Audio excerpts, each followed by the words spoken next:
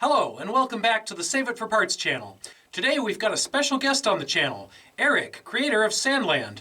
If you've somehow missed my prior videos on Sandland and don't know why I'm in an underground tunnel here, this is all hand-dug out of sandstone bedrock on private land, built for confusion, entertainment, and general exploration. So I'll be asking the creator a little more about that, what the origins of Sandland are, what the future of Sandland is, some of the day-to-day operations, and some questions that people tend to have in the comments when I post videos like this.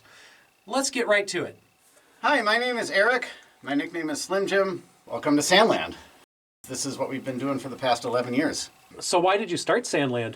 I've been exploring tunnels and caves since, 98, 99. The initial, we were young, we were excited, we were curious. It's a mystery. What's around the next corner? Let's discover something. Let's find something new. Let's map it out. Let's share with our trusted friends so we can all enjoy.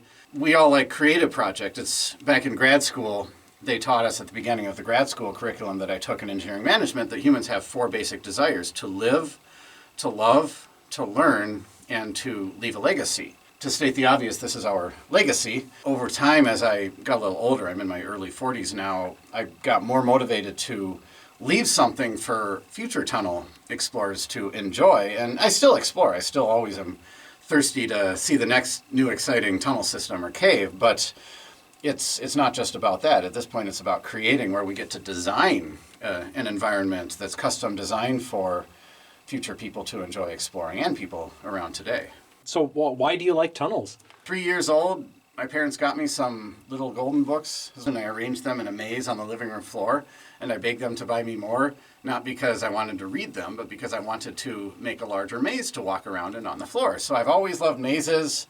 I've loved tunnels. I guess a lot of it is the mystery. A lot of it is exploring and discovery, not knowing what you're about to find.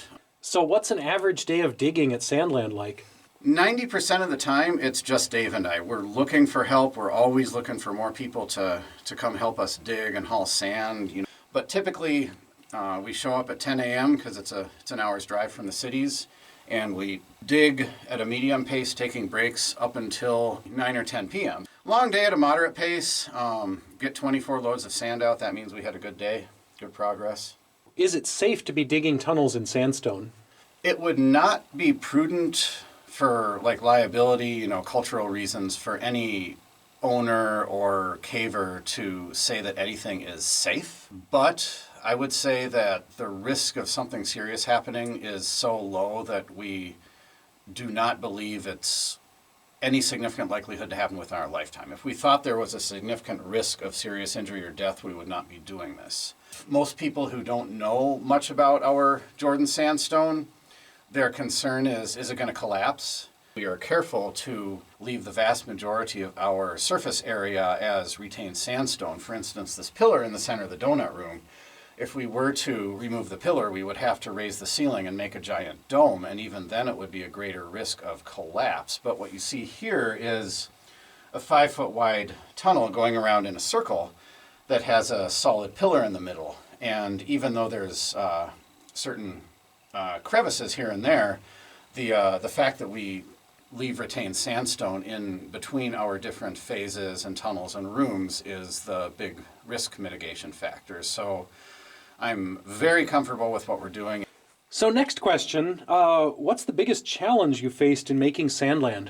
It's hard to name one because there's so many challenges. I almost want to say getting volunteers to help dig.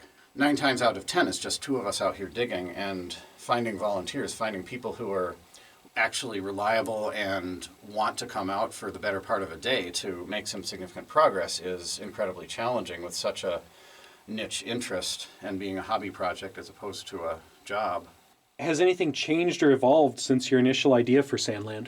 They say that it's bad to have expectations. So we kind of went into it back in 2011 when I spent a year looking for a suitable piece of land and purchased the property. We were basically a bunch of young, late 20-somethings that were excited to dig a maze of tunnels. Let's just see what happens. And then as we progressed over the past 11 years, we have, I suppose you could say, become increasingly more serious with, as we gain experience with aligning our time with the goal and trying to dig as much as we can, as fast as we can, and design and dig tunnels that are what the visitor would most enjoy seeing, so we know we're spending our time wisely. That's ultimately what it is that it's kind of morphed into a serious engineering project. Would Sandland ever be open to the public, like as a tour or a theme park? We regret that it's not practical for us to be open to the public. There's a lot of people who don't understand what all went into Sandland over the past 11 years to the degree to which they would respect it and be cautious. We're not comfortable inviting people we haven't really gotten to know. However, if there's anyone who's watching this who has an interest in visiting Sandland and hopefully at some point potentially helping, please do reach out to us. What would you suggest to anyone who wants to do something similar or do their own Sandland? At least 3 people that we have gotten to know within the past year because they are doing something very similar. You want your hulled entrance to be at the lowest point of your tunnel system if you're going to do 3D like what we have. Not only that, but you want enough vertical dumping space outside to dump your spoil.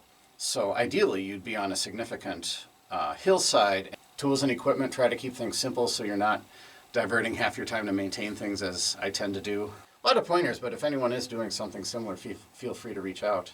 What goals do you have for the future of Sandland? So right now we're working on, I'd say, the third and fourth or fifth different phase of the tunnels. We started out, we spent 5 years digging the 3-dimensional spaghetti bowl maze, which is what you first enter through.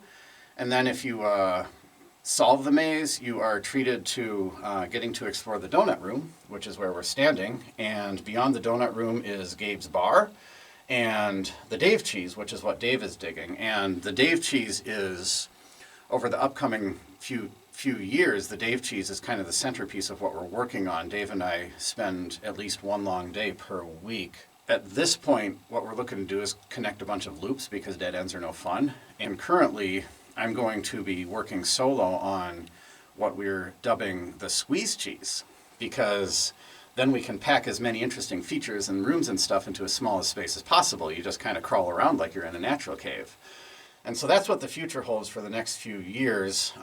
We got our new efficient adit that's going to connect to the back of those 2 phases to save us time on hauling. Last question. If people are interested in helping with Sandland, how can they help?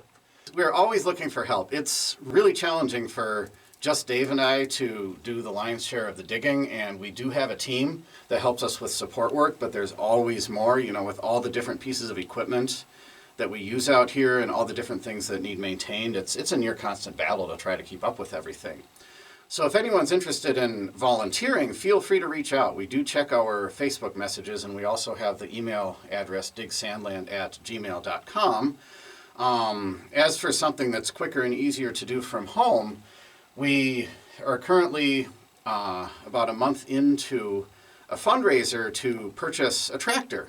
I regret to say it, but it's necessary in order to use our new adit, which will improve our efficiency tremendously because it eliminates use of the zip line and the winch, so we can just haul the cart straight out and dump downward.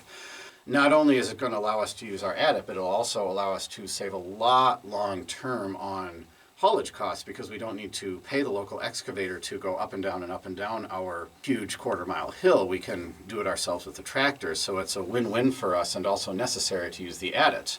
Gabe's got the link. I'm sure he'll post it here in the video. It's a GoFundMe. I'm very happy that we are where we are now. It's persistence paid off. If there's anyone out there watching this who has an interest in what we're doing for whatever reason, please do reach out.